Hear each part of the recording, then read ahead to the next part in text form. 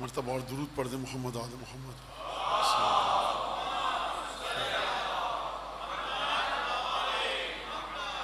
اعوذ باللہ من الشیطان الرجیم. بسم اللہ الرحمن الرحیم. الحمد للہ الذی جعل الحمد مفتاحا لذکرہ وسببا للمزید من فضلہ ودلیلا علی آلائہ وعظمتہ. ثم الصلاة والسلام على عبده وامین وحیہ وخاتم رسلہ سیدنا و مولانا بالقاسم محمد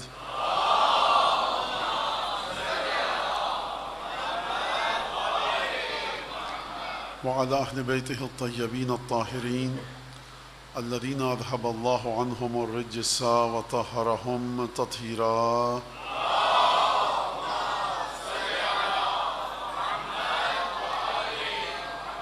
واللعن الدائم على أعدائهم أجمعين. أما بعد فقد قال الله الحكيم في كتابه المجيد أعوذ بالله من الشيطان الرجيم قل الله ثم ذرهم في خوضهم يلعبون. آیت آپ کے سامنے مسلسل جو تلاوت کی جا رہی ہے کہ حبیب ان سے کہہ دو کہ اللہ اور اس کے بعد چھوڑ دو یہ اپنے لغویات میں فضول کاموں میں غلط کام جیسے کر رہے ہیں، وہ کام کہ جن کی کوئی حیثیت نہیں ہے، وہ کام نہ دنیا کا فائدہ ہے نہ آخرت کا، اس میں ان کو چھوڑ دو، ڈوب جائیں، اسی میں غوطہ زن رہیں، غوطہ ور رہیں اور اسی میں تیرتے رہیں، چلتے پھرتے رہیں.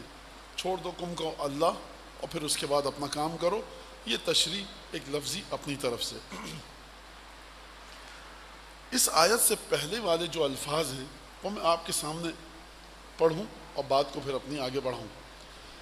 یہ جو آیت ہے، اس آیت کا آخری ٹکڑا ہے جو میں نے آپ کے سامنے آج تک تلاوت کیا. قل اللہ ثم ذرہم فی خوضہم یلعبون.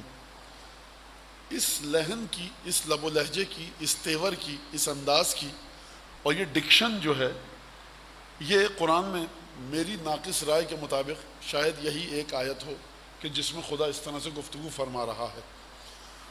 یعنی کیا مطلب؟ یعنی وہ پیغمبر کہ جس کو خدا نے ہدایت کے لیے بھیجا، وہ پیغمبر کہ جو رحمت للعالمین ہے، وہ پیغمبر کہ جو جہنم سے نجات دلانے کے لیے آیا ہے، وہ پیغمبر جو بشیر ہے، سراج منیر ہے، نذیر ہے، رحمت للعالمین ہے. اس پیغمبر کے ساتھ بھی کوئی ایک مرحلہ، ایک مرتبہ ایسا آتا ہے کہ جب خدا اپنے حبیب کو حکم دیتا ہے کہ حبیب اب یہ اس لائق بھی نہیں ہے کہ تم ان سے گفتگو کرو، چھوڑ دو ان کو، جانے دو جہنم میں. اور یہ وہی لفظ ہے جو آپ کہتے ہیں ارے حضور مٹی ڈالیے، جائیں جہنم میں، بھاڑ میں جائیں، جو ہمارے اردو میں مختلف الفاظ ہیں.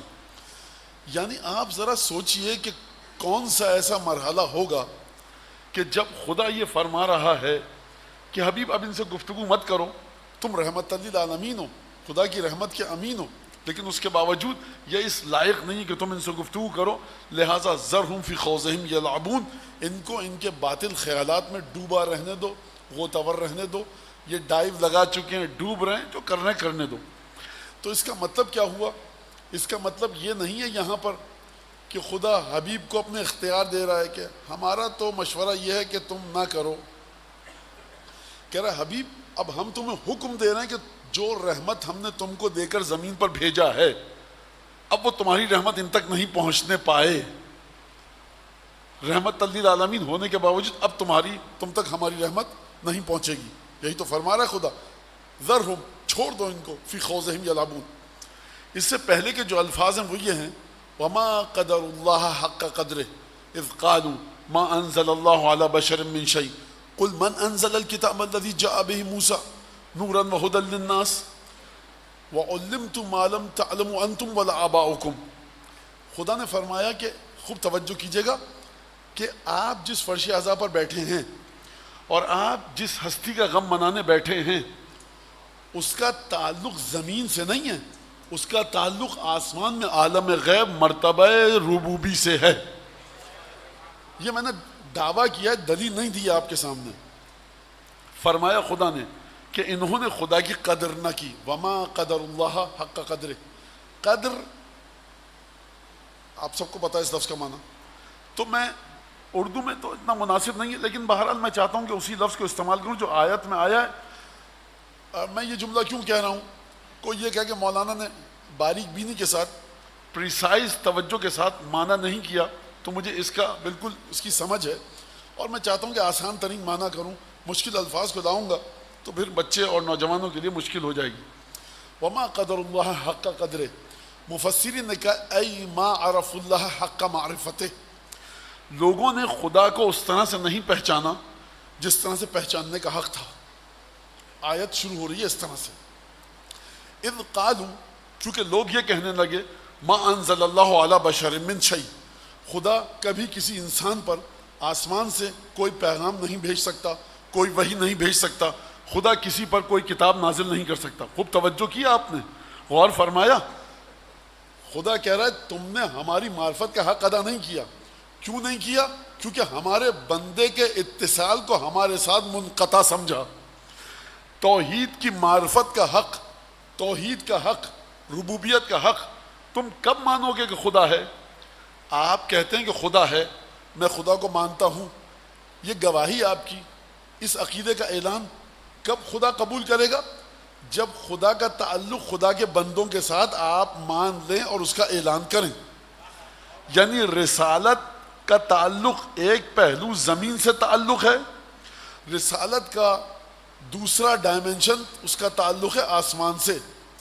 بھیجا گیا تم لوگوں کے لیے ہے ہمارا پیغامبر، اور اگر تم نے یہ کہا کہ یہ انسانوں پر کب سے خدا کا پیغام نازل ہونے لگا، تو اب یہ بات نہیں کہ تم رسالت کو ٹھکرا رہے ہو، تم ہماری معرفت ہی نہیں رکھتے۔ یعنی جتنی معرفت کا دعویٰ ہے ہمارے نبی کی معرفت رکھو، ہماری معرفت حاصل کر لو گے۔ خوب توجہ کیا آپ نے، اگر یہاں تک آپ پہنچ گئے، کہا کہ دیکھو اس قالو، لوگوں نے کہا ما انزل اللہ علی بشر من شیء، خدا نے کسی بھی انسان پر کچھ کبھی نازل ہی نہیں کیا۔ ان سے پوچھو من انزل الکتاب الذی جاء به موسیٰ نورا وہدی للناس، ان سے پوچھو حبیب تمہارے قرآن کو جھٹلاتے ہیں، یہ کہہ رہے ہیں کہ کبھی اللہ نے کسی پر کچھ نازل نہیں کیا۔ ان سے پوچھو کہ موسیٰ پر کس نے توریت کو نازل کیا تھا، جس توریت میں ہدایت تھی، جس میں نور تھا لوگوں کے لیے، وَعَلِّمْتُم مَا لَمْ تَعْلَمُوا أَنْتُمْ وَلَا آبَاؤُكُمْ، اور تمہیں وہ سب کچھ سکھایا گیا جس کا نہ تم علم رکھتے تھے نہ تمہارے آباء و اجداد۔ اور اس کے بعد کا قُلِ اللَّهُ ثُمَّ ذَرْهُمْ فِي خَوْضِهِمْ يَلْعَبُونَ، حبیب ان سے کہو کہ اللہ ہے اللہ، اور اس کے بعد چھوڑ دو کہ اپنے تمام بے مصرف اور بے تکی حرکتوں میں یہ ڈوبے رہیں۔ تو یہاں سے قانون سمجھ میں آیا کہ توحید صرف اس بات کا مطلب نہیں ہے کہ لا الہ الا اللہ، اشہد ان لا الہ الا اللہ۔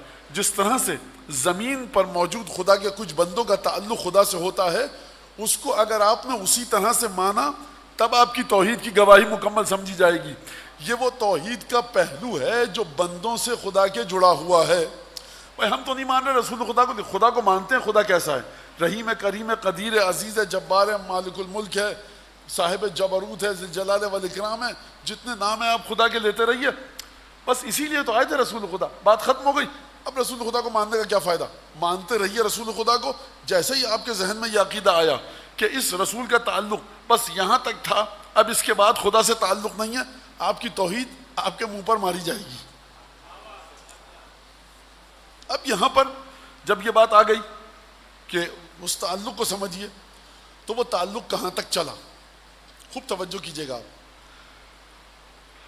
خشک ہو رہی ہے گفتگو، برداشت کیجئے، اس کے علاوہ میں کچھ کر نہیں سکتا بھائی میرے، میں بہت معافی چاہتا ہوں، جتنا تھوڑا بہت، بہرحال آپ مجھ سے کہیں زیادہ آپ کو ثواب مل رہا ہے، مجھ سے کہیں زیادہ، کیونکہ آپ اپنا پورا دن گزار کے یہاں آئے ہیں، اور ظاہر سی بات ہے کہ جو گرفتاریاں، پریشانیاں، مشکلات آپ کے ساتھ ہیں، کاروبار زندگی ہے، وہ ہم اس طرح سے نہیں ہیں۔ بہرحال خدا کو علم ہے ان تمام چیزوں کا، تو میں آپ کا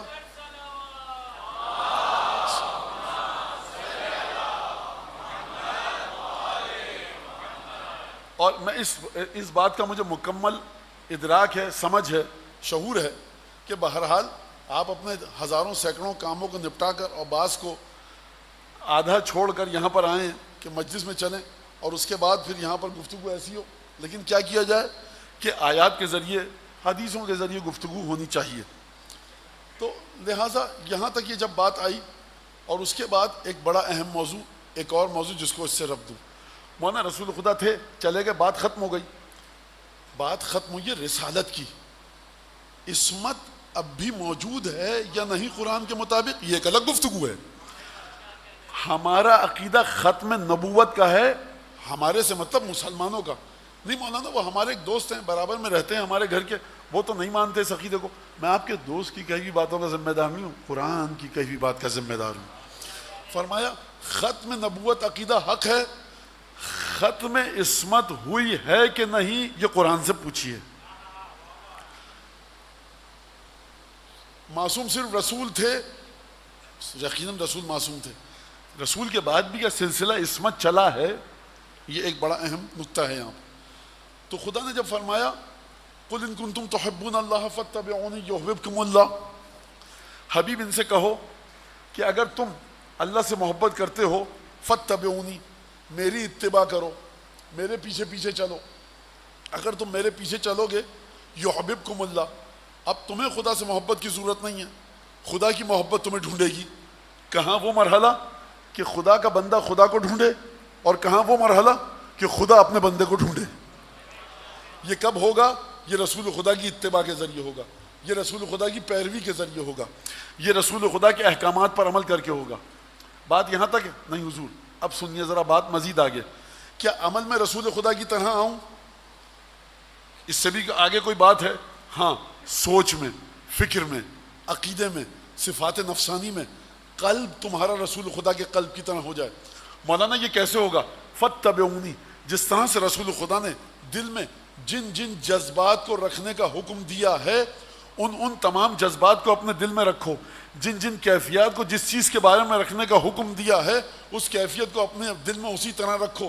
نماز عمل اسی طرح سے ہو جو رسول نے کیا، سوچ وہی ہو جو رسول نے بتائی، جذبات کی کیفیت بھی وہ ہو کہ جو رسول کی ہے. اب میں اس میں فلسفہ اور منطق گاڑھے قسم کے، جس کی ڈینسٹی بہت زیادہ ہو، ثقیل اور بہت ہی مشکل ڈیفیکلٹ قسم کے استدلالات پیش کروں آپ کے سامنے، نہیں کر سکتا. بچے ہیں، میری بچیاں اور بیٹیاں ہیں، میرے بچے یہاں موجود دیکھ رہا ہوں، میں ان کو آسان استدلال کروں جو بچپن سے آپ کے ماں باپ نے آپ کو سکھایا ہے، جو بچپن سے آپ کو ذاکرین نے سکھایا ہے، شب جمعہ کی مجلس میں آپ سیکھتے ہیں، شاید اسی مسجد میں، شاید کسی اور امام باڑے میں، کہ کیفیت تمہارے دل کی رسول کی طرح ہو. اگر نہیں ہوگی خدا کی محبت تم تک نہیں آ سکتی. خوب توجہ کیجئے گا، کہاں خدا کی محبت کو آپ ڈھونڈیں اور کہاں خدا اپنی محبت کو لے کر آپ کو ڈھونڈے کہ میرے بندے کہاں ہے تو، میں تجھ سے محبت کرنا چاہتا ہوں، آ میرے راستے میں. تو کب ہوگا؟ جب آپ کا دل رسول خدا کے دل کی طرح ہوگا. ہر چیز کے بارے میں جو جذبات ہیں آپ کے، وہ رسول خدا کے جذبات کی طرح ہونے چاہیے. حجر اسود کو چومتے وقت گھن آئی، ناقص الایمان. خانہ کعبہ کا طواف کرتے وقت الجھن ہوئی کہ عجیب مصیبت ہے، چوکور گھر میں پتھر کے سیاہ دوڑے جا رہے ہیں، عجیب نادانی والا کام ہے، ناقص الایمان، ہو سکتا ہے ایمان سے باہر نکل جائیں. صفا و مروہ کے درمیان دوڑے، عجیب فضول کام ہے، کر رہے ہیں، شیطان کو کنگریاں، عجیب بیکار کام ہے. نہیں، وہی جذبات رکھو روایت میں دیکھ کر جو رسول خدا کے دل میں تھے. واضح ہو رہی ہے بات؟ لہٰذا کسی بھی ہر مقام پر وہی جذبہ ہونا چاہیے کہ جو رسول خدا کے دل میں تھا. اب آپ پڑھ رہے ہیں مسجد میں نماز، آپ ہیں سجدے میں، ایک 4 سال کا بچہ آپ کو دھکیلتا ہوا آیا، صفوں کو چیرتا ہوا گیا. امام مسجد جو ہے وہ کوئی مولانا آیت اللہ مرجع تقلید نہیں ہے، آخری پیغمبر ہے. یہ بچہ چلتا ہوا گیا، دھم سے پھان پڑا امام جماعت جو کہ رسول ہے اس کی پشت پر. یہ ہے اس کا نانا، یہ ہے اس کا نواسا. رسول خدا سبحان ربی الاعلی و بحمدہ 1 دفعہ، 2 دفعہ، 3 دفعہ، 4 دفعہ، 5 دفعہ، 10 دفعہ، 70 دفعہ. کتنی دفعہ؟ کیا دفعہ؟ محدثین نے کیا لکھا ہے کتنی دفعہ؟ بعض اصحاب اٹھے کہ رسول خدا سجدہ طویل کیوں ہو گیا. تو اب میں اصحاب کی نماز پر گفتگو نہیں کرنا چاہتا کہ کیوں انتظار نہیں کیا سجدے سے اٹھنے کا. یہ اصحاب جانے، رسول جانے، رسول کا خدا جانے. لیکن اٹھے، دیکھا پشت پر حسین ہے، دوبارہ سجدے میں چلے گئے. اب سوال یہ کہ جب اس سجدے سے اٹھے، مولا کو دیکھا، سجدے میں گئے، دل کی کیفیت ان کی کیا تھی، قصہ سن کے آپ کے دل کی کیفیت کیا ہے؟ اگر یہ دیکھا عجیب یہ کیا سلسلہ ہے، بچے کو ادب نہیں ہے، نماز ہو رہی ہے، رسول خدا خاتم النبیین ہے، تمہارا رسول تو 10 دفعہ 20 دفعہ 30 دفعہ سجدے کو طویل کرے، تو سجدے سے اٹھتے وقت جو کیفیت تھی مولا کو دیکھ کر، سید الشہداء کو دیکھ کر، کیفیت وہی ہونی چاہیے جو رسول خدا کی تھی. تب جا کر آپ کو محبت خدا ڈھونڈے گی. اب یہاں سے عصمت کا کیا تعلق ہے؟ رسالت ختم ہو گئی، عصمت جاری ہے. یہ قرآن کا عقیدہ ہے اور یہ ہمارے مکتب کا بھی عقیدہ ہے کہ عصمت جاری ہے. کیسے جاری ہے؟ سرکار خدا نے فرمایا ان کنتم تحبون اللہ فاتبعونی یحببکم اللہ. اگر تم اتباع کرو گے رسول کی تو اب تمہیں محبت کرنے کی ضرورت نہیں ہے، خدا تم سے محبت کرے گا. یحببکم اللہ ویغفر لکم ذنوبکم، اور تمہارے سارے گناہ معاف کر دے گا. اس کا مطلب یہ ہے اگر کوئی مکمل طریقے سے تأسی، اتباع، پیروی رسول پر آ جائے، صرف عمل کی حد تک نہیں، افکار، سوچ، عقائد کی حد تک، دل کے جذبات رسول خدا کے جذبات کی طرح ہوں. بریدہ اسلمی صحابی ہیں، یمن سے واپس آ رہے ہیں، جناب امیر ساتھ ہیں. ساتھ میں کون ہے؟ جناب امیر. جناب امیر نے مال غنیمت میں سے کچھ سامان اٹھا لیا، استعمال کیا نہیں کیا، کیا ہوا یہ مولا جانے. بریدہ کہتے ہیں مجھے اسلمی کہ مجھے یہ بری لگی بات. بھائی ہم بھی صحابی، تم بھی صحابی، اب کوئی بتائے کہ آپ کون سے صحابی، یہ کون سا صحابی؟ آپ کی وہ حیثیت نہیں ہے. اب کسی کی بھی وہ حیثیت جناب سوائے رسول خدا کے کوئی بھی کائنات میں جناب امیر سے افضل نہیں ہے. جی صحیح سن آپ، میں دوبارہ نہیں دہراؤں گا، بس سن دیجیے اس جملے. اچھا آئے رسول خدا کے پاس گئے، یا رسول اللہ، چہرے پر ناراضگی کے آثار، یہ کیا کام کیا علی نے؟ جناب رسالت مآب نے بڑے سخت اور کڑے اور کڑوے لہجے میں، لگتا مجھے یہ ہے کہ سمجھایا کہ علی بن ابی طالب کا اس سے بھی کہیں حق زیادہ ہے. فرمایا کہ جب میں حجرے میں داخل ہوا تھا تو علی کے بارے میں جذبات کچھ اور تھے، جب نکلا ہوں تو علی سے محبت لے کر نکلا ہوں. کیا مطلب؟ یہ ہے وہ منزل کہ جس کے بعد خدا کی محبت آپ کو ڈھونڈے گی. ایک دفعہ آپ نے دیکھ لیا کہ رسول خدا جناب امیر المومنین کے بارے میں یہ جذبات رکھتے ہیں، فوراً اپنے جذبات کو تبدیل کرو. نفرت سے، بغض اور کینے سے، حسد سے، میل سے، برائی سے تبدیل کرو. کس میں تبدیل کرو؟ محبت میں، حب میں، ولا میں. لہٰذا جب اس مقام پر کوئی آئے گا یغفر لکم ذنوبکم، خدا تمہارے تمام گناہ معاف کر دے گا، تو اس کا مطلب یہ ہے کہ ایک مقام ایسا ہو سکتا ہے کہ انسان کے سارے گناہ معاف ہو جائیں اور انسان کی زبان اس مقام پر پہنچ جائے کہ رسول خدا یہ فرمائیں ما ازلت الخضرا ولا اقلت الغبرا، نہ زمین نے بوجھ اٹھایا ہے نہ آسمان نے سایہ ڈالا ہے. ابو ذر غفاری سے زیادہ سچے آدمی پر نہ زمین نے اس کا بوجھ اٹھایا ہے نہ آسمان نے سایہ ڈالا ہے. تو یہ جو جملہ ہے ابو ذر کی زبان کی عصمت کی گواہی ہے کہ نہیں ہے؟ اگر کہنا سلمان منا اہل البیت تو یہ سلمان کی عصمت کی گواہی کہ گناہ نہیں کریں گے، یہ ہے کہ نہیں ہے؟ اگر رسول خدا یہ فرمائیں کہ سلمان عمار تم کو باغی گروہ قتل کرے گا، تو اس کا مطلب یہ کہ عمار یاسر کو حق کی علامت بتایا کہ نہیں بتایا رسول خدا نے؟ اس کا مطلب یہ کہ رسالت ختم ہو گئی ہے، لیکن حق و باطل کا پیمانہ رسول کے بعد بھی کچھ لوگوں میں ہے. ابو ذر غفاری، سلمان فارسی، عمار یاسر، یہ کون لوگ ہیں آپ جانتے ہیں. لیکن اگر کوئی اس مقام پر آ جائے کہ جس کے بارے میں رسول خدا کہیں اللہم ادر الحق حیث دار، حق علی کے ساتھ ہے، علی حق کے ساتھ ہے، جہاں پر علی جاتا ہے وہاں حق جاتا ہے.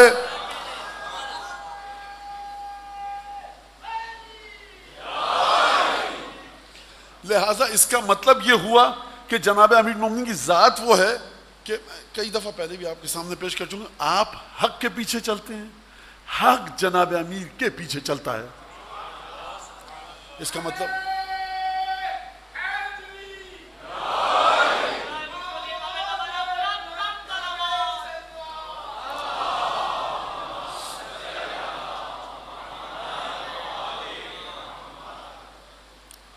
یہ سلسلہ چلا کہاں تک چلا؟ یہ سلسلہ کہاں تک چلا؟ ایک عجیب مرحلہ قرآن سے پوچھیے. اب یہاں تک بات آ گئی کہ عصمت کا سلسلہ ختم نہیں ہوا ہے، رسالت کا سلسلہ ختم ہوا ہے. اور عصمت اب بچوں کے لیے کمپیریٹیولی، ریلیٹیولی، نسبتاً عصمت آپ کے سامنے میں نے بیان کیا کہ سلمان، عمار، ابو ذر، یہ ہستیاں کس مقام پر ہیں۔ اب جب عصمت پر آ گئیں، اس معنی میں جو میں آپ کے سامنے پیش کر رہا ہوں، میں یہ نہیں کہہ رہا 14 معصومین میں ہیں، نہیں، معصوم 14 ہی ہیں، لیکن جس لحاظ سے پاکیزگی و طہارت ہے، جب ابو ذر کے بارے میں جملہ کہہ دیا تو ابو ذر کی زبان کی گواہی دے دی کہ نہیں لی گواہی زبان ابو ذر کی، لسان ابو ذر کی۔ سلمان کے بارے میں جب یہ کہا کہ منا اہل البیت، اس کا مطلب ہے کہ اہل بیت سے ایک تعلق ہے کہ ہم میں سے ہے۔ واحد کام جو جناب امیر نے کیا ہے تمام اصحاب کے ساتھ، کسی کے ساتھ نہیں کیا، جو کام سلمان فارسی کے ساتھ کیا، باعجاز امامت معجزے کے ذریعے گئے ہیں مدائن، کفن دفن، نماز جنازہ یقینی تو قدر متعین نماز جنازہ پڑھا کر واپس آئے ہیں۔ یہ معمولی چیز نہیں ہے، یہ بالکل بھی معمولی چیز نہیں ہے، عجیب مرحلہ ہے کہ سلمان کی نماز کوئی اور نہیں پڑھائے گا، ہم پڑھائیں گے۔ یعنی مجھے نہیں سمجھ میں آتا میں کیسے اس بات کو آپ تک پہنچاؤں۔ خیر، جب ان ہستیوں کا مرتبہ یہاں تک پہنچ گیا تو اب ان کا ذکر خدا، قرآن مجید اور رفعت ذکر، اب یہ جب ذکر کریں گے تو کس مقام پر ہوگا، اب یہ جب خدا کو یاد کریں گے تو کس مقام پر ہوگا، اور جب یہ خدا کے بارے میں گفتگو کریں گے تو کس مقام پر گفتگو کریں گے، یہ ایک سوال ہے۔ تو اس بات کو سمجھنے کے لیے ایک آیت کو سن لیجئے، قُلْ مَا يَعْبَؤُ بِكُمْ رَبِّي لَوْلَا دُعَاؤُكُمْ۔ حبیب ان سے کہو کہ اگر تم لوگوں کی دعائیں نہ ہوتی تو خدا تم پر کوئی توجہ نہیں کرتا۔ خدا کیا کرے گا تمہارا، حیثیت نہیں ہے تمہاری کوئی۔ اگر خدا کی نگاہوں میں ہم بندگان خدا کی حیثیت ہے تو اس وجہ سے کہ ہم دعا کرتے ہیں۔ خوب توجہ کریں اس بات پر، آپ سب دعا کرتے ہیں، خدا آپ کی طرف توجہ کرتا ہے۔ آپ کے گھر میں بچے ہیں، بچیاں ہیں، بیٹیاں ہیں، بیٹے ہیں، بزرگ ہیں، خواتین ہیں، مرد ہیں، وہ دعا کرتے ہیں، مناجات کرتے ہیں، خدا آپ کی جانب توجہ کرتا ہے۔ یہ قرآن مجید کا اعلان ہے، ما یعبأ بکم ربی لولا دعاؤکم۔ حبیب ان کو بتاؤ کہ جو ہم توجہ کرتے ہیں دعاؤں کی وجہ سے کرتے ہیں۔ تو اب یہ جو کس کی دعاؤں کی وجہ سے، بھائی جتنا میرے وجود میں رسول خدا کے وجود کے ساتھ، جتنا میرا لیول آف ایگزسٹنس رسول خدا کے لیول آف ایگزسٹنس سے جڑا رہے گا، جتنی میری روح رسول خدا کی روح سے جڑی رہے گی، اتنا ہی زیادہ میری دعا کے بعد خدا مجھ پر اپنی عنایتیں کرے گا۔ اس میں کوئی شک نہیں ہے نا؟ جتنی آپ کی روح جڑی ہوئی ہے رسول خدا سے، بڑی شدت کے ساتھ، طاقت کے ساتھ، مضبوطی کے ساتھ جڑی ہوئی ہے، اتنا ہی زیادہ خدا آپ پر نگاہ کرے گا۔ اب اگر کسی کے بارے میں رسول خدا یہ فرمائیں کہ تمام اہل تسنن اور اہل تشیع، شیعہ سنی، تمام علماء نے اس کو نقل کیا ہو، المہدی من ولدی، جو مہدی 12واں آئے گا میرا خلیفہ، وہ میری اولاد میں سے ہوگا، اسمہ اسمی، اس کا نام میرے نام کی طرح ہوگا، خلقہ خلقی، اس کا اخلاق، اس کی رفتار، اس کی مورل ویلیوز، اس کی ذات کی خصوصیات میری ذات کی طرح ہوں گی، نہیں کہا، فرمایا اس کا اخلاق میرا اخلاق ہے، یعنی ہو بہو میں وہ ہوں، وہ میں ہے۔ اب اس کا مطلب یہ ہے کہ اس دور میں اگر آپ کی جانب خدا توجہ کر رہا ہے تو کس کے صدقے میں کر رہا ہے؟ اس ہستی کے صدقے میں کہ جو عالم غیب میں ہے۔ جب وہ ہستی جو عالم غیب میں ہو ظہور کرے گی، آج مجھے نہیں پتا آج ہمارا آقا اور مولا 12واں کس جگہ پر نماز شب کے وقت پہ ہوں گے، کربلا میں ہوں گے، نجف میں ہوں گے، شمالی امریکہ میں ہوں گے، مشہد میں ہوں گے، دمشق میں ہوں گے، بی بی زینب کے روضے کے پاس، مجھے نہیں پتا، لیکن آج جب مولا دعا کریں گے، اور ہر روز جو مولا دعا کرتے ہیں، تو کون کون اس میں شامل ہوگا، کون کون شامل نہیں ہوگا۔ اگر قانون عمومی جنرل لا آپ نے ایکسٹریکٹ کیا، قرآن سے نکالا کہ تم جتنا زیادہ تمہاری روح کا تعلق رسول خدا کے ساتھ ہوگا اور تم جتنا زیادہ گڑ گڑا کر دعا کرو گے، خدا اتنی توجہ تمہاری طرف کرے گا۔ آپ کا جتنا تعلق رسول خدا کے ساتھ ہوگا، اتنی آپ دعا کریں گے، اسی دعا کی بدولت خدا آپ کی جانب اپنی نظر کرے گا۔ اب اگر کوئی ہستی ایسی ہو کہ وہ رسول خدا ہو، جس کی روح ہو بہو تصویر ہو رسول خدا کی، رسول خدا یہ نہیں کہہ رہا خلقہ کا خلقی، میرے اخلاق کی طرح مہدی کا اخلاق ہے، نہیں یہ نہیں کہا خلقہ خلقی، میرا اخلاق ہی اس کا اخلاق ہے۔ تو اب مجھے یہ بتائیے، اگر آپ کو رتی برابر جگہ مل جائے امام کی دعا میں، تو پھر خدا آپ کی جانب کس طرح سے نگاہ کرے گا؟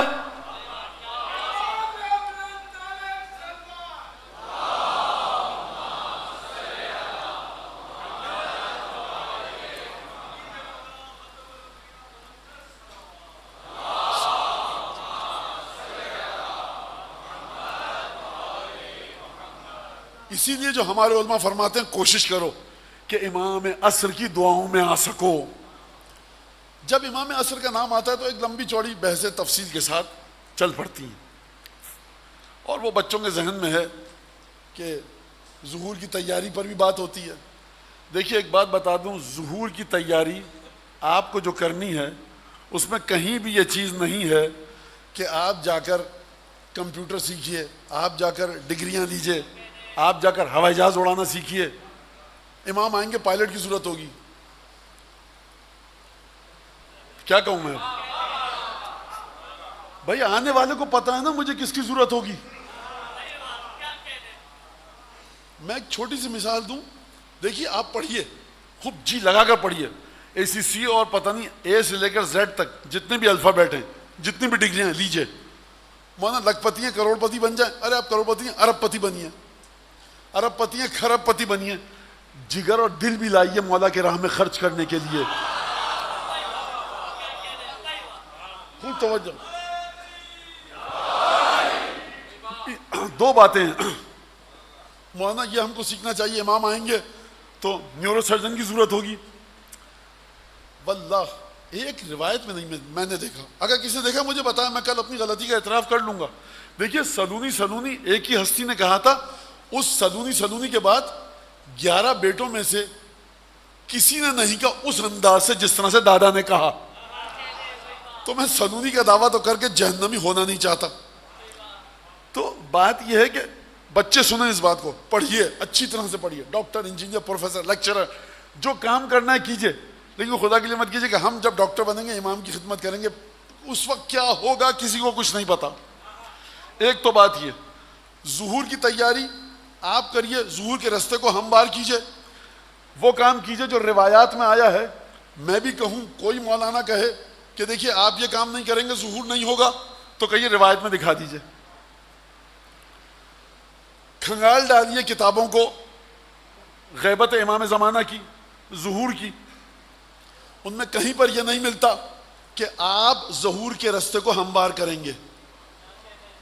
یہ امر الہی ہے، اگر خدا چاہے گا لو لم یبقى من عمر الدنیا الا یوم واحد، معصوم فرماتے ہیں اگر دنیا کی عمر میں ایک دن بھی باقی رہ گیا ہو، اب مومنین پریشان کہ ظہور نہیں ہوا، لطول اللہ ذلک اليوم، خدا اس 24 گھنٹے کے ایک دن کو اتنا طویل کرے گا کہ اسی ایک دن میں سب کا سب کچھ ہوگا۔ ظہور کی تیاری کے حوالے سے جو ہم کو ملتا ہے وہ یہ، پہلی چیز یہ کہ امام عصر کے لیے دعا کیجئے، دوسری چیز معرفت کو حاصل کیجئے، دعاؤں کی تلاوت کیجئے، تیسری چیز انتعاش المؤمنین، نعش المؤمنین، مومنین کو ایلیویٹڈ کیجئے، مومنین کو اٹھائیے، بتعلیم ما ہوا محتاج الیہم، عام انسان ہو مومنین کو وہ کچھ سکھاؤ جس کے وہ محتاج ہیں، جو امام کی معرفت سے دور ہے اس کو معرفت سکھائیے۔ راوی آتا ہے امام کے پاس پریشان ہے، اگر ظہور ہو گیا تو میں کیا کروں گا؟ امام کہتے ہیں اذا عرفت هذا الامر، اگر تجھے ہماری معرفت ہو چکی ہے اور تو ہم کو پہچان چکا ہے، لا یضرک تقدم هذا الامر ام تاخر، اگر تو ہماری معرفت کو پا چکا ہے تو تجھے نقصان نہیں پہنچا سکتا کہ ظہور جلدی ہو یا دیر سے ہو۔ تیسری بات کہ میں آؤں اس ذکر پر کہ جو میں آپ کے سامنے پیش کرنے والا ہوں، تیسری بات یہ، ہر اس شخص کو اچھا مت سمجھیے جو امام زمانہ کا نام لے۔ ہو سکتا ہے امام کی بیسک فنڈامنٹل پرائمریلی لیول پہ جو باتیں ہم کو سکھائی گئی ہیں اس کے خلاف ہو وہ. کوئی بھی آپ کو اپنی طرف کھینچے گا شمر اور یزید کا نام لے کے نہیں کھینچے گا, آپ کو کھینچے گا امام کا نام لے کر. بہت اچھی بات ہے, امام کا نام لے رہا ہے, لیکن اور اس کا جو پرسپشن ہے, اس کا جو زاویہ نگاہ امامت کے بارے میں وہ بتا رہا ہے. لیکن نوجوان بچوں کو لازم ہے کہ پوچھیں یہ جو آپ بتا رہے ہیں ظہور ایسے ہوگا ایسے نہیں ہوگا, ظہور کی تیاری ایسے کرو ویسے نہیں کرو. یہ روایات لا کر دکھائیے کہ جہاں پر یہ لکھا ہوا ہو. خوب توجہ کیجیے گا, اسی شہر میں کسی زمانے میں اور اسی خطے میں جناب مرحوم ابو الحسن حافظیان تھے, اور صدر میں, اب مجھے نہیں مناسب دیتا کہ میں محل وقوع بتاؤں اس کا, بہرحال اسی صدر میں دکان تھی چائے کی, اور نہایت عجیب و غریب علوم کے ماہر تھے. عجیب و غریب علوم, اور واقعاً عجیب و غریب, جس کو علماء نے لکھا ہے, فقہاء نے, مجتہدین نے قم اور نجف کے جن کے بارے میں بات کی ہے. اور مراجع کے ساتھ ان کا تعلق کیا تھا, مراجع ان کی کتنی عزت کرتے تھے, اور کیا ایک لمبی چوڑی داستان ہے یہ. اور بہرحال لوگ بیٹھے ہوئے تھے, کہا کہ جب امام آئیں گے راکٹ, یہ توپ, بندوقیں, کیننز, رائفل, آٹومیٹک, تو کیسے لڑیں گے امام؟ مطلب نعوذ باللہ, امام کو تو بقول باز کہے کہ کچھ ٹائم لگے گا سافٹ ویئر سمجھنے میں کہ یہ ہے کیا. امام کے شاگردوں کو, بھائی دیکھیے ابو ہاشم جعفری کہتے ہیں ابن رسول اللہ یہ مشکل ہے میرے ساتھ, میں یہ زبان نہیں بول پاتا. امام نے ایک ایسا کام کیا کہ جب باہر نکلے تو 10 زبانوں کے ماہر ہو چکے تھے. ابو اسماعیل سندھی سندھ سے اٹھا, امام رضا کے پاس گیا, ابو اسماعیل سندھی گیا, ٹوٹی پھوٹی عربی میں بات کی, کچھ سندھی کچھ عربی. امام نے فاجابہ بالسندھیہ, سندھی زبان میں جواب دیا. امام رضا نے کہا تھا ما کنت اظن انک تعرف السندھیہ, میں تو سوچ بھی نہیں سکتا کہ تم کو سندھی آتی ہے. 7ویں امام کے ساتھ بھی یہ مرحلہ ہوا, میں سوچ بھی نہیں سکتا کہ آپ کو رومی زبان آتی ہے. امام نے کہا کہ اگر میں تجھ سے اچھی تیری زبان نہ بولوں فما فضلی علیک, تو میری تجھ پر برتری کیا ہے.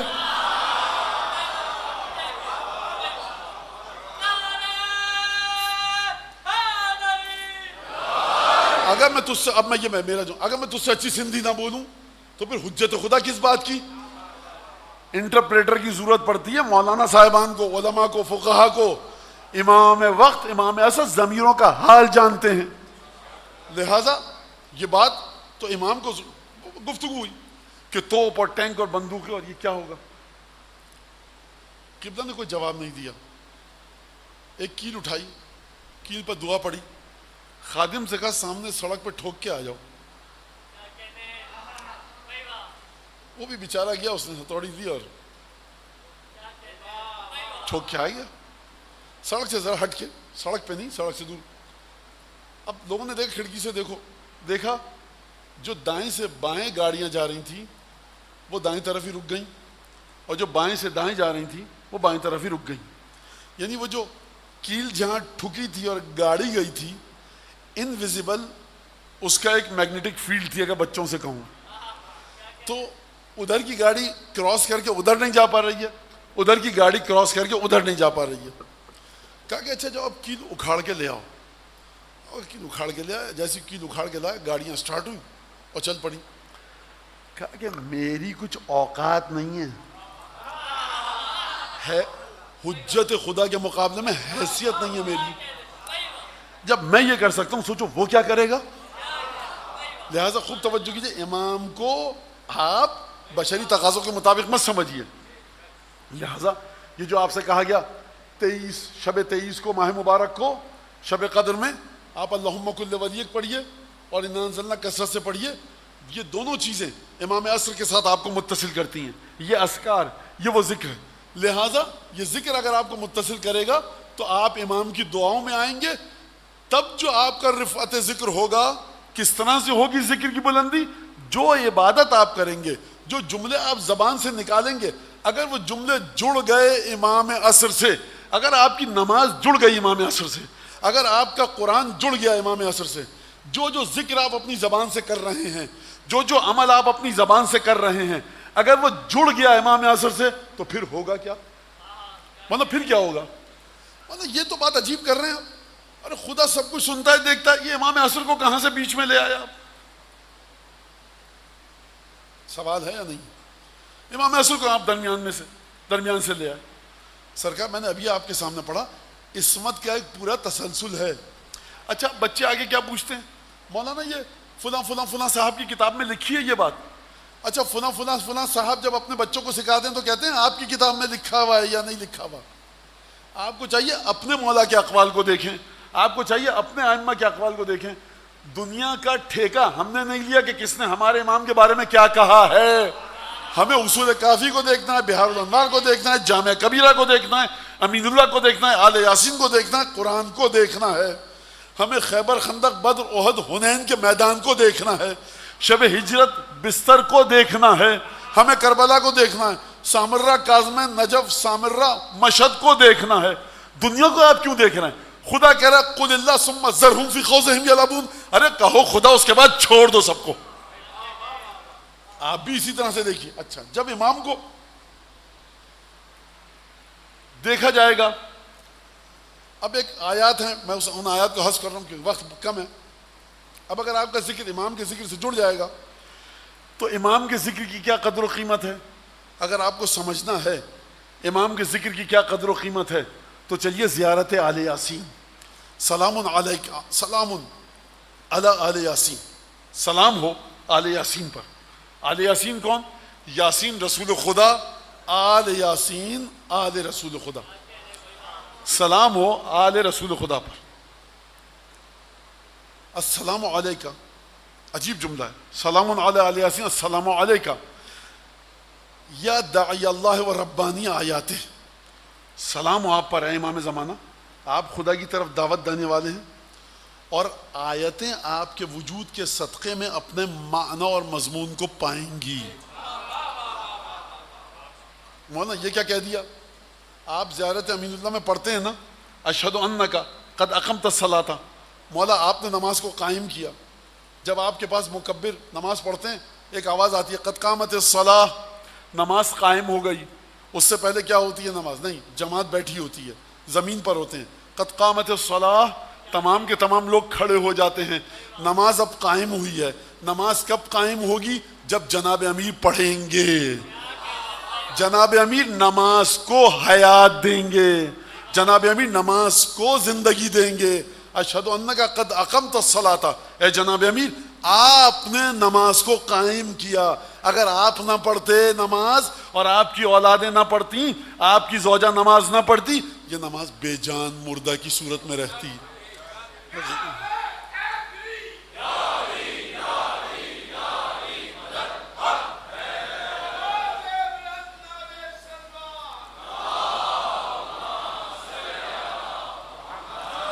السلام علیکہ داعی اللہ و ربانی آیات, السلام علیکہ دیان دین اللہ. مولا آپ وہ ہیں جو دین خدا کا حساب آپ لیں گے. آپ کا عمل جتنا بھی جائے گا وہ امام زمانہ کے ذریعے جائے گا. السلام علیکہ یا خلیفۃ اللہ و ناصر حق ہی, اے امام آپ خدا کے جانشین ہیں زمین پر. غور فرمائیے گا, رسول خدا کے بھی جانشین ہیں, امام عسکری کے بھی جانشین ہیں, لیکن خدا کے در یہ 12 کے 12 امام رسول خدا خدا کے جانشین ہیں خدا کی زمین پر. خلیفۃ اللہ ہے و ناصر حق ہی, اور آپ خدا کے حق کو چھین کر اس کے مقام پر لانے میں مدد کریں گے, خدا کے دین کی مدد کریں گے. السلام علیکہ یا دلیل ارادت, اے مولا امام زمانہ آپ خدا کے ارادے کی علامت ہیں. خدا کا ارادہ کہاں پر ہے, کس کے پاس ہے؟ امام عصر کے پاس ہے. تو مولانا ہم کو تو نہیں دکھ رہا کہ امام عصر کے پاس کون سا ارادہ ہے. یہ عقیدہ رکھو کافی ہے. آپ نے جنت کو دیکھا ہے؟ نہیں. جہنم کو دیکھا ہے؟ نہیں. رسول خدا پر فرشتوں کو نازل ہوتے ہوئے دیکھا ہے؟ نہیں دیکھا. تو گواہی کیوں دیتے ہیں کہ جنت حق ہے, جہنم حق ہے, رسول خدا حق ہے؟ مولانا اتنا شدید یقین ہے, اپنے وقت کے امام پر بھی اتنا ہی یقین رکھو. السلام علیکہ دلیل ارادت, السلام علیکہ خلیفۃ اللہ و ناصر حق ہی, السلام علیکہ یا حجت اللہ و دلیل ارادت ہی, السلام علیکہ حین تصبح و تمسی, سلام ہو آپ پر تمام کے تمام سلام. السلام علیکہ یا علم اللہ المسبوب، السلام مولا آپ پر، خدا کا وہ علم ہے آپ جس کو خدا نے زمین پر نچھاور کیا ہے، وعدن غیر مکذوب، آپ خدا کا وہ وعدہ ہیں جس کو جھٹلایا نہیں جا سکتا، السلام علیک یا میثاق اللہ الذی اخذہ ووکدہ، اے مولا امام زمانہ آپ خدا کا وہ معاہدہ ہیں، میثاق اللہ الذی اخذہ ووکدہ، جس معاہدے کو خدا نے خود لیا ہے اپنے بندوں سے اور اس پر تاکید بھی کی ہے۔ یہ معاہدہ خدا، میثاق خدا جانتے ہیں کہاں پر ہے؟ چلیے سورہ احزاب میں، وَإِذْ أَخَذَ اللَّهُ مِيثَاقَ النَّبِيِّينَ، وہ وقت یاد کرو جب خدا نے اپنے تمام کے تمام انبیاء سے میثاق لیا تھا۔ کیا میثاق لیا تھا؟ السلام علیک میثاق اللہ الذی اخذہ ووکدہ، سلام ہو آپ پر اے امام زمانہ کہ آپ خدا کا وہ معاہدہ ہیں جو خدا نے خود لیا بھی اور اس پر تاکید بھی کی۔ السلام علیک یا الغوث والرحمت الواصلۃ وعدا غیر مکذوب، آپ مدد ہیں، مددگار نہیں ہیں، آپ بذات خود مدد ہیں۔ ایک درود کی جگہ بنتی تھی ویسے مولا کی خدمت۔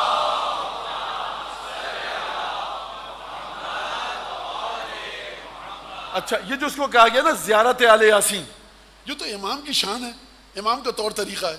ہم جیسا آدمی اگر کہے گا، مجھ جیسا، تو یہ زیارت تو لگتا ہے کہ تکلفاً کہا جاتا ہے، در حقیقت یہ تڑپ ہے، کسک ہے، ہوک ہے، ہلچل ہے، اظہار عشق ہے امام زمانہ کی بارگاہ میں اپنا۔ یہ بات ہی دوسری ہو رہی ہے، کتنی محبت کرتے ہو اپنے امام وقت سے کہ جو منتقم خون سید الشہداء ہے۔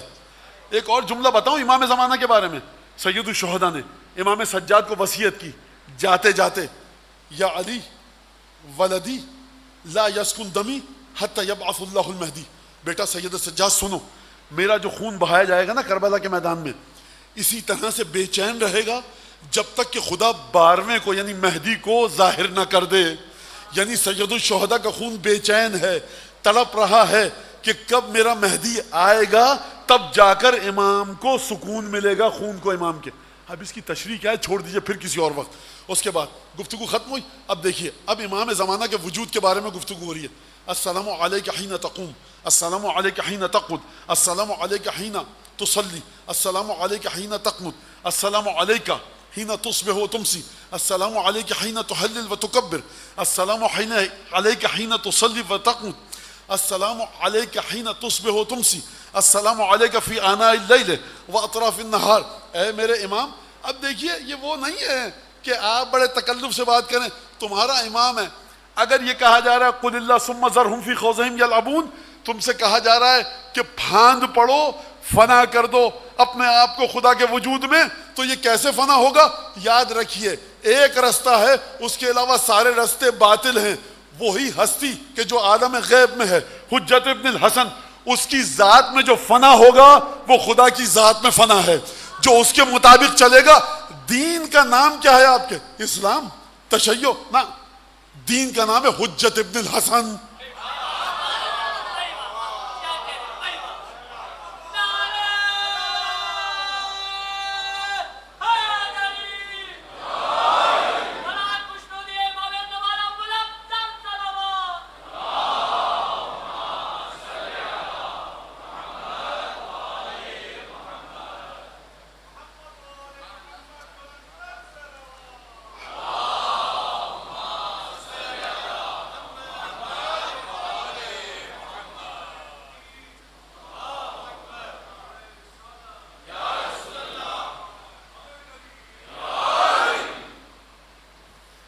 لہذا السلام علیکہ حین تصبح تمسی، السلام مولا آپ پر سلام ہو جب آپ کھڑے ہوتے ہیں، آپ پر سلام ہو جب آپ بیٹھتے ہیں، آپ پر سلام ہو جب آپ نماز پڑھتے ہیں، آپ پر سلام ہو جب آپ قنوت پڑھتے ہیں، آپ پر سلام ہو جب آپ لا الہ الا اللہ کہتے ہیں، آپ پر سلام ہو کہ جب آپ سبحان اللہ کہتے ہیں، آپ پر سلام ہو کہ جب آپ لا الہ الا اللہ، آپ پر سلام ہو کہ جب آپ تحمد و الحمدللہ کہتے ہیں، آپ پر سلام ہو جب آپ استغفر اللہ کہتے ہیں۔ کیا مطلب؟ یعنی اپنے امام کو استغفار کرتے ہوئے دیکھو، یہ مت سمجھنا تمہارا امام گناہ کی معافی مانگ رہا ہے۔ اپنے امام کو عبادت کرتے ہوئے دیکھنا، یہ مت سمجھنا کہ گناہ کی کثرت یا قلت کی وجہ سے تمہارا امام عبادت کر رہا ہے۔ یہ ہر حال میں ہو، اس پر سلام خدا ہے۔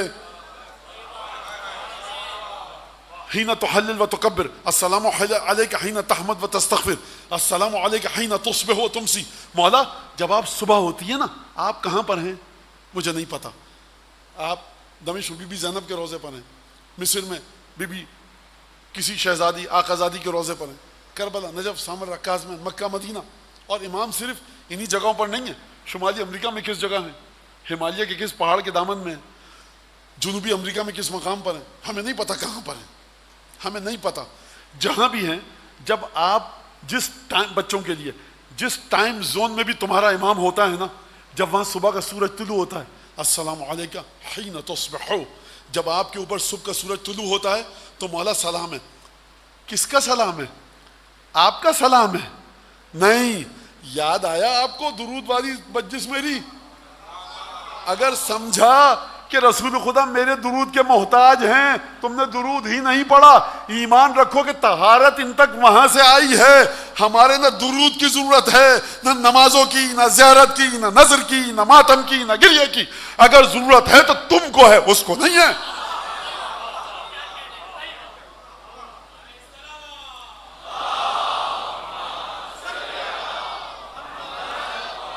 لہذا سنیے اس بات کو، جب آپ صبح ہوتی ہے، السلام علیکم فی آناء اللیل و اطراف النہار، رات کو جتنے پہروں میں، رات کے ٹائم کو جتنے چھوٹے سے چھوٹے حصوں میں تقسیم کیا جائے، مولا آپ پر سلام ہے۔ دن کے حصوں کو جتنا تقسیم کیا جائے چھوٹے سے چھوٹے حصوں میں، آپ پر سلام ہے۔ سارے سلام ہو گئے نا؟ نہیں، اگلا جملہ سنیے، السلام علیکم بجوامع السلام۔ مولا سلام ایک ہے، لیکن اس کے جتنے کلرز ہیں نا، اس کے جتنے ڈائمنشن ہیں، جو تصور ہم کر سکتے ہیں، جو نہیں کر سکتے، وہ سب کا سب آپ کی ذات پر نثار ہے۔ لہذا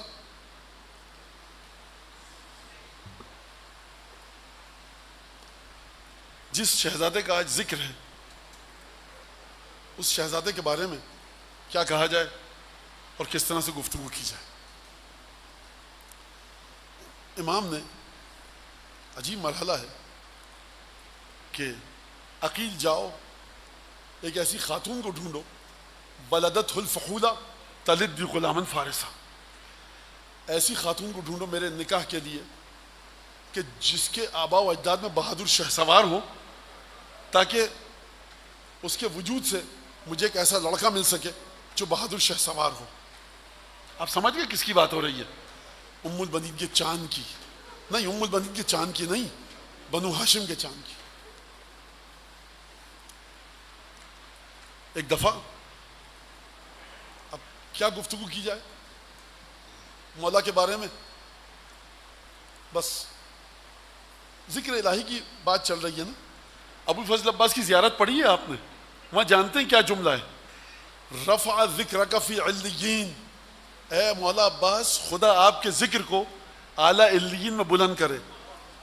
اعلیٰ علیین جانتے ہیں کیا ہے؟ رسالت مآب، شہزادی کونین، حسنین، امام سجاد، تسلسل امامت، جعفر طیار، حمزہ، خدیجہ، ابو طالب، ہاشم، عبد المطلب، عبد مناف، ابراہیم، اسماعیل، یہ سب کے سب علیین میں ہیں۔ مولا عباس آپ کا جب ذکر ہوتا ہے نا ان ہستیوں کے درمیان تو بڑھ بڑھ کے ہوتا ہے اور بڑے بلند و بان طریقے سے ہوتا ہے۔ جس ہستی کا ذکر اعلیٰ علیین میں ہو اس طرح سے کہ کیسے اس کی شہادت پڑھوں میں۔ مختصر کرتے ہوئے بس ایک دفعہ حسین نے دیکھا کہ سامنے کڑیل جوان کھڑا ہے اور مقتل کا یہ جملہ فاستأذن العباس اخاہ الحسین، اب عباس نے حسین سے مرنے کی اجازت مانگی۔ جملہ جانتے ہیں اب کیا ہے مقتل میں؟ کہ جو عباس نے مولا حسین سے مرنے کی اجازت مانگی۔ عجیب جملہ، یہ نہیں کہ مجھے مرنے کی اجازت دیجیے، عجیب ڈھکے چھپے لفظوں میں گفتگو کی۔ مولا لقد یضیق صدری، مولا عباس کا سینہ پھٹ رہا ہے۔ اس جملے کا مطلب سمجھے آپ کیا ہے؟ اس جملے کا پس منظر کیا ہے جانتے ہیں؟ کہ جب لشکر اشقیہ نے دیکھا اب مردوں میں سب مر چکے ہیں، 30,000 کا لشکر گھوڑا دوڑاتا ہوا خیام تک آتا تھا. ٹاپوں کی دھمک سے بیویوں کے کانوں میں آواز پہنچتی تھی, بیویوں کے دل دہلتے تھے کہیں ہمارے امام کو کچھ نہ ہو جائے. عباس نے جب یہ دیکھا کہ ٹاپوں کی دھمک اتنے قریب آ چکی ہے تو فرمایا لقد یضیق صدری, یا ابن رسول اللہ اب سینہ پھٹ رہا ہے, برداشت کی طاقت نہیں. کیوں برداشت کی طاقت نہیں ہے؟ اس وجہ سے برداشت کی طاقت نہیں ہے کہ عباس جیتے جی یہ دیکھے کہ شہزادیاں سیدانیاں ڈریں اور عباس زندہ رہے. مولا نے عجیب جملہ کہا, فَاطْلُبْ لِهَٰؤُلَاءِ الْأَطْفَالِ قَلِيلًا مِنَ الْمَاءِ. عباس جا رہے ہو, بچوں کے لیے تھوڑا سا پانی لے لو. علم اٹھایا, مشکیزہ حمائل کیا, تلوار ہاتھ میں لی, ذوالجناح پر بیٹھے اور ذوالجناح پر بیٹھ کر میدان کا رخ نہیں کیا, نہر کا رخ کیا. میں کہوں گا ذوالجناح پہ بیٹھ کے عباس نہیں گئے فرات تک, زینب کی جان نکل چکی ہے.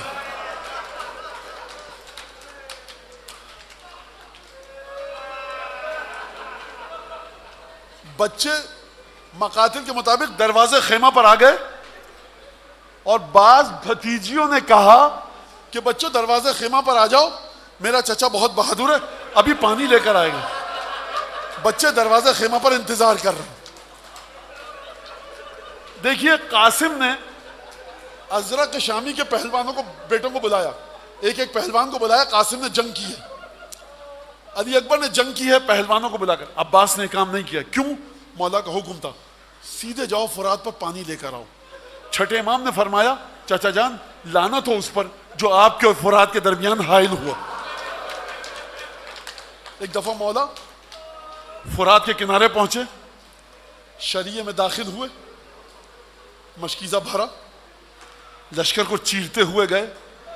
کتنے زخم لگے ہیں مجھے نہیں پتا.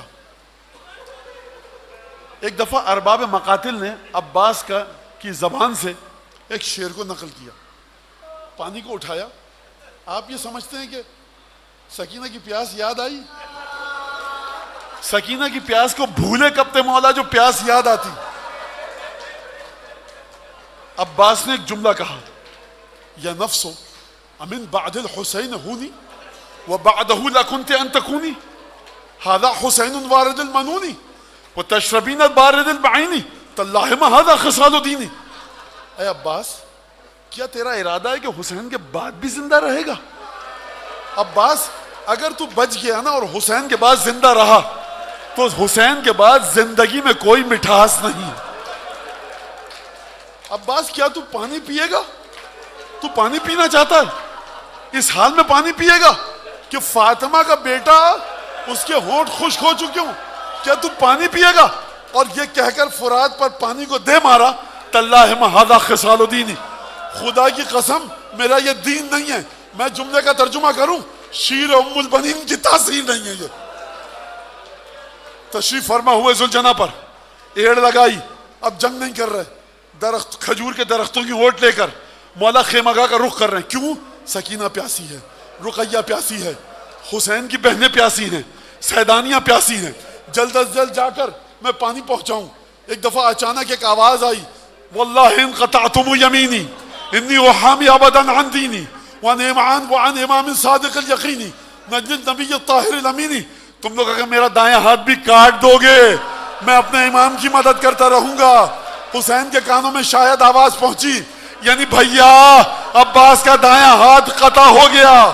آگے بڑھے, بایاں ہاتھ منقطع ہوا, کئی سو تیر چلے, مشکیزے پر لگے, مشکیزہ چھدا, پانی بہا. میں ایک جملہ کہوں تم سے, ایک مجتہد کا جملہ ہے, فقیہ کا جملہ ہے. وہ فقیہ یہ کہتا ہے اگر عباس کے ہاتھ سالم ہوتے مشکیزہ بہہ چکا ہوتا, ام البنین کا چاند تلوار اٹھاتا, گھوڑے کا رخ موڑتا, لشکر یزید سے جنگ کرتا, مر جاتا, خیمے نہیں جاتا.